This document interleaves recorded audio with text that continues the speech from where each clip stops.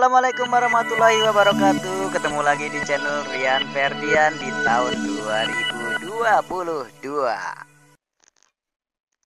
Assalamualaikum warahmatullahi wabarakatuh. Tragedi mewarnai sepak bola Indonesia, tepatnya di Liga 1, terjadi di Stadion Kanjuruhan, Malang, Sabtu 1 Oktober 2022 malam.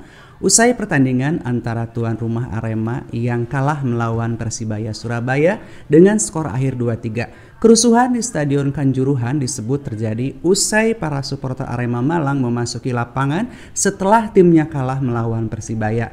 Insiden itu direspon polisi dengan menghadang dan menembakkan gas air mata. Ya, gas air mata yang ditembakkan tidak hanya kepada supporter yang memasuki lapangan, tetapi juga ke arah tribun penonton yang kemudian memicu supporter panik. Akibatnya, massa penonton berlarian dan berdesakan menuju pintu keluar hingga terinjak-injak.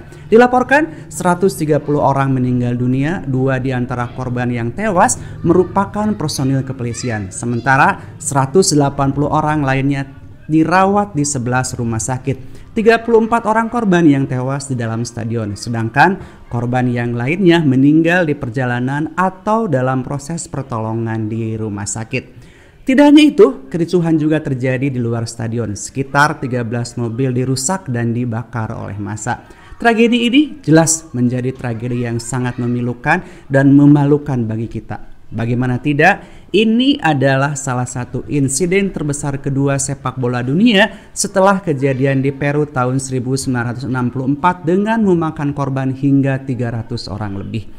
Fanatisme supporter atau pendukung mau tidak mau harus kita akui ini adalah salah satu yang menjadi penyebab terjadinya kerusuhan. Jika saja pendukung dengan legowo bisa menerima kekalahan tim kesayangannya, mungkin saja tragedi maut ini tidak akan terjadi. Tidak harus supporter turun ke lapangan untuk meluapkan kekecewaan karena tim kesayangannya kalah.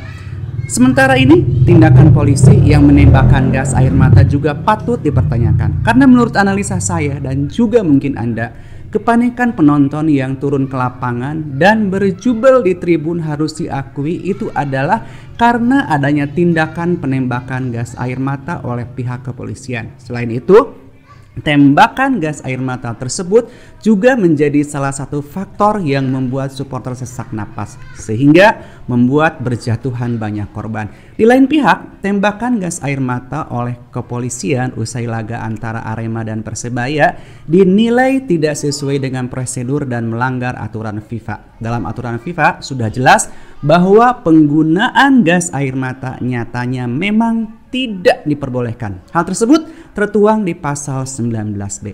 Nah, jika memang FIFA melarang penggunaan gas air mata, mengapa polisi di Stadion Kanjuruhan Malang masih harus melepaskan tembakan gas air mata? Apakah pihak penyelenggara dalam hal ini PSSI tidak menyampaikan kepada polisi bahwa pengamanan supporter sepak bola tidaklah sama dengan demo, di mana tembakan gas air mata dalam pertandingan sepak bola tidak diperbolehkan? Sebelumnya, Kapolda Jawa Timur Irjen Polisi Niko Afinta menyebut penembakan gas air mata sudah sesuai prosedur. Hal itu sebagai bentuk upaya menghalau serangan supporter yang merengsak turun ke lapangan dan membuat anarkis.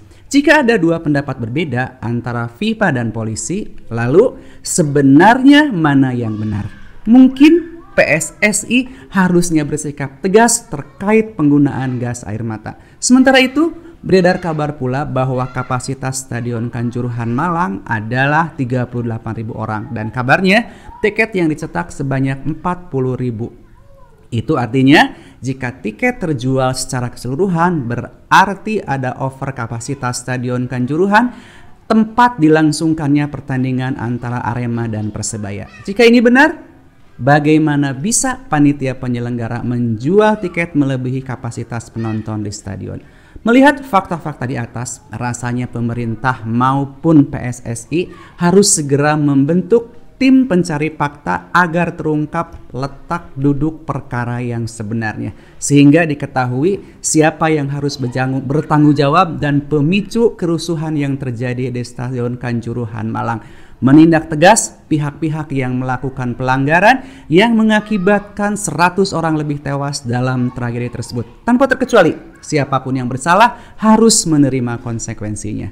Dan kini, dari tragedi Kanjuruhan kita mesti belajar banyak, khususnya supporter fanatik tim yang berlaga, agar bisa bersikap bijak dan tidak anarkis jika tim kesayangannya harus kalah.